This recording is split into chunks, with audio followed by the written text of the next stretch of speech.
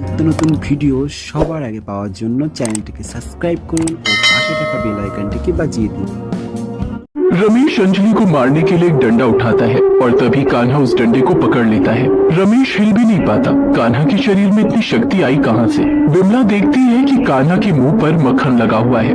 ये देखो, ये फिर से मक्खन चोरी करके खा रहा था। आज इसका भी काम तमाम करना पड़ेगा। मुंह खोल, खोल मुंह। कान्हा मुंह खोलता है और सभी देखते हैं कि कान्हा के मुंह के अंदर पूरा ब्रह्मांड है। सभी चौंक जाते हैं। इस कहानी की शुरुआत कुछ साल पहले होती है। अंजलि गाँव की एक भोली भाली लड़की है। उसके पिता एक खेत में मजदूरी करते हैं। बहुत कम पैसों में उन लोगों का घर चलता है, इसीलिए अंजलि ने हमेशा से ही दुख सहा है। उसे उम्मीद है कि एक दिन उसकी शादी होगी और उसके बाद उसे सुख का एहसास होगा। लेकिन अंजलि की शादी के रास्ते में एक बहुत बड़ी समस्या है। अंजलि काली है, इसीलिए कोई भी लड़का उसे पसंद नहीं करता है। उसके पिता भी इस बात को लेकर चिंतित है। एक दिन अचानक से अंजलि के पिता की तबीयत खराब हो जाती है और वो गुजर जाते हैं। तब गाँव के लोग अंजलि से शादी कर लेने के लिए कहते हैं। अरे अंजलि, अब तू शादी कर ले, इस घर को बेच दे, दहेज के पैसों का जुगाड़ हो जाएगा। नहीं तो बिना दहेज के तुझ जैसी काली लड़की के साथ कौन शादी करेगा? खुद के बारे में हमेशा ये सब सुनकर अंजलि को बुरा तो लगता है, लेकिन वो कुछ कर नहीं सकती।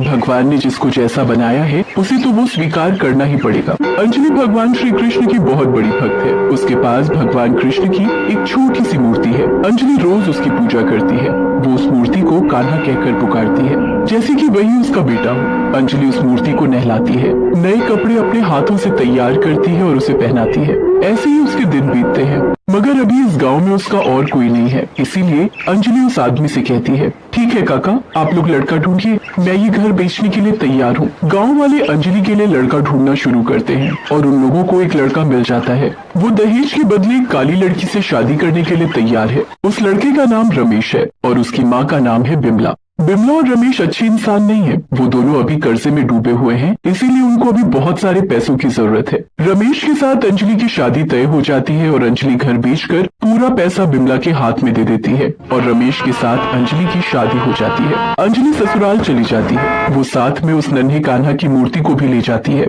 अंजलि का सपना पूरा होता है। उसे पति मिलता है, ससुराल मिलता है, एक परिवार मिलता है। हे भगवान, आपका बहुत बहुत धन्यवाद। आपने मुझे एक परिवार दिलाया। अब मेरा सारा दुख खत्म हो जाएगा, मेरा जीवन खुशियों से भर जाएगा। मगर अंजलि को कोई अंदाजा ही नहीं था कि अभी उसके साथ क्या क्या होने वाला है। हाथ में पैसा मिलने के बाद बिमला और रमेश बहुत खुश हो जाते हैं और कर्जा चुका देते हैं और उसके बाद कुछ पैसे बच जाते हैं। उसके बाद रमेश और बिमला मिलकर अंजलि के ऊपर अत्याचार करने लगते हैं। अरे कलमुही, थोड़े और पैसा नहीं ला सकती थी तू? और पैसे? और पैसे कहाँ से लाती जी? मेरे पास जो कुछ भी था मैंने आपको दे दिया है। सिर्फ इतना सा ही था तेरे पास? इतनी काली लड़की और चुल्लू भर दहेज? छी, इससे अच्छा तो मेरा बेटा शादी ही ना करता। ठीक है, और पैसे नहीं ला सकती है ना तू, तो फिर ये ले, मार खा। ये बोलकर रमेश अपनी कमर से बेल्ट खोलकर अंजलि को मारता है। अंजलि दर्द से कराहने लगती है। मार खाने के बाद अंजलि कृष्ण की मूर्ति के पास जाकर रोती है। हे भगवान, मेरी जिंदगी में खुशियाँ नहीं लिखी गई है क्या? मुझे और कितना अत्याचार सहना पड़ेगा? उत्तर दीजिए भगवान, उत्तर दीजिए। ऐसे ही अंजलि के दिन बीतने लगते हैं। कुछ दिन बाद अंजलि गर्भवती हो जाती है, मगर उससे किसी को कोई फर्क नहीं पड़ता है। बिमला अंजलि से सारा काम करवाती है, उसे ठीक से खाने को भी नहीं देती है, मगर अंजलि सब कुछ सह लेती है। वो हर रोज पूरे दिल से भगवान कृष्ण की पूजा करती है और अपने बच्चे। और 9 महीने बाद अंजलि को एक बेटा होता है, मगर उसका बेटा भी उसी की तरह काला होता है। और इस बात से बिमला और रमेश दोनों गुस्सा हो जाते हैं और अंजलि को बहुत मारते हैं। अंजलि अपने नवजात बेटे को गोद में लेकर मार खाती है और उसके बाद दोनों मिलकर अंजलि को घर से बाहर निकाल देते हैं। ऐसा मत कीजिए, ऐसा मत कीजिए, मुझे घर से मत निकालिए। मेरे बच्चे के बारे में तो सोचिए। तेरा बेटा काला है, तूने एक काले बेटे को जन्म दिया है। निकल इस घर से, निकल जा। हाँ, निकल जा। मुझे नहीं रहना तुझ जैसी काली बदसूरत और उसके काले बेटे के साथ। निकल। अंजलि की गोद में उसका नवजात बेटा है। अभी वो कहाँ जाएगी? अंजलि अपने बेटे को गोद में लिए हुए आंगन के एक पेड़ के नीचे बैठ जाती है और रोने लगती है और तभी जोर की बारिश आ जाती है। अंजलि भीग जाती है, लेकिन वो अपने बेटे को बारिश से बचाने की बहुत कोशिश करती करती है, मगर कब तक? उसके बेटे के ऊपर बारिश गिरने लगती है। अंजलि कुछ कर नहीं पाती, लेकिन तभी एक चमत्कार हो जाता है। जिस पेड़ के नीचे अंजलि बैठी है, उस पेड़ के ऊपर एक बड़ा सा सांप बैठा हुआ था। वो सांप अपना फन फैला देता है, जिससे सांप का फन एक छतरी की तरह बन जाता है और अंजलि और उसका बेटा बारिश के पानी से बच जाते हैं। ये देखकर अंजलि आश्चर्यचकित हो जाती है। ये क्या? ये तो भगवान कृष्ण के साथ हुआ था। हाँ, मेरा बेटा किशन लाला से कम थोड़ी है। मैं इसका नाम कान्हा रख देती हूँ। अंजलि अपने बेटे का नाम कान्हा रख देती है। कान्हा पूरी रात अंजलि की गोद में हंसता खेलता रहता है, जैसे कि इस कठिनाई से उसे कोई फर्क ही नहीं पड़ता। अगले दिन रमेश एक दूसरी औरत से शादी करके घर आता है। इस औरत का नाम कामिनी है। कामिनी आते ही कहती है, अरे इस अंजलि को घर के अंदर ले आओ रमेश। अरे लेकिन उसे तो हमने निकाल दिया है, अब तो तुम मेरी पत्नी हो। तो क्या हुआ? इसे घर के अंदर ले आओ। इसे नौकरानी बनाकर रखेंगे। घर का काम मैं नहीं कर सकती। रमेश अंजलि को घर के अंदर लाता है और कामिनी अंजलि से काम करवाने लगती है। अंजलि मन लगाकर काम करती है, क्योंकि उसके पास अभी जाने के लिए कोई जगह नहीं है और उसे अपने बेटे की भी देखभाल करनी है। मगर कामिनी बात बात पर अंजलि के ऊपर हाथ उठाने लगती है। अंजलि सब कुछ सहने लगती है, क्योंकि उसे दिन बीतने लगता है और कान्हा बड़ा होने लगता है और वो बदमाशी शुरू कर देता है। उसे मक्खन खाना बड़ा पसंद है, लेकिन मक्खन महंगी चीज है, इसीलिए बिमला हमेशा मक्खन छुपा कर रखती है। लेकिन कान्हा कैसे भी मक्खन ढूंढ लेता है। वो हर रोज रसोई से मक्खन चुरा कर खाने लगता है। बिमला इस बात से परेशान हो जाती है और उसे मारने लगती है, लेकिन मार खाने के बाद भी वो हंसता है। ए अंजलि, ये कैसा बेटा है रे तेरा? ये इंसान भी है या नहीं? अंजलि कान्हा को बदमाशी करने के लिए मना करती है, लेकिन कान्हा सुनने वालों में से नहीं है।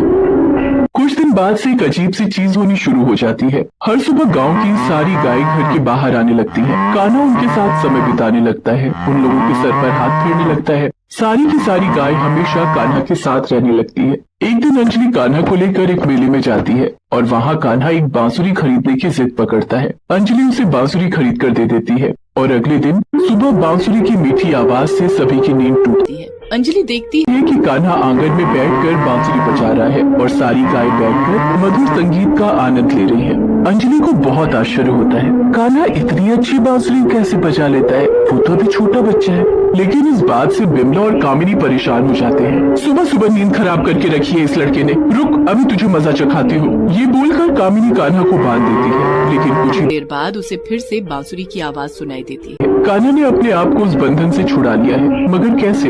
ऐसे ही दिन बीतने लगते हैं। कान्हा हर रोज मक्खन चोरी करके खाता है, हर रोज कुछ न कुछ बदमाशी करता रहता है और अंजलि काम करती रहती है। एक दिन अंजलि कामिनी के पैर दबा रही थी और इतने में अंजलि थोड़ा जोर से पैर दबा देती है और कामिनी को लग जाती है। वो गुस्सा हो जाती है और अंजलि को मारने लगती है। करमचंदी, कल मुझे मारना चाहती है तू? मुझसे जलती है ना तू? नहीं, वो तो गलती से सब कुछ समझती हूँ मैं।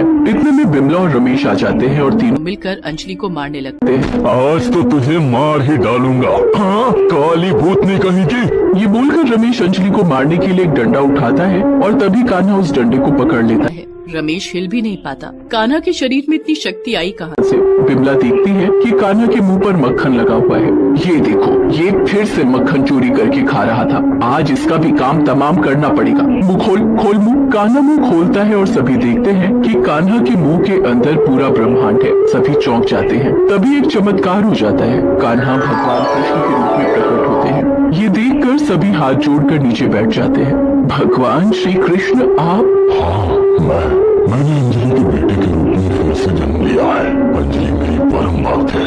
उसे तुम लोगों के अत्याचार से बचाने के लिए ही मैं आया हूँ। हमसे गलती हो गई, माफ कर दीजिए भगवान। मुझे भी माफ कर दीजिए भगवान, माफ कर दीजिए। पता नहीं कौन से पुण्य करने के बाद कोई बेटे के रूप में आपको पा सकता है। अंजलि, माफ कर दो मुझे। भगवान, आज तो मैं धन्य हो गई। हम सभी का पाप का घड़ा भर चुका है।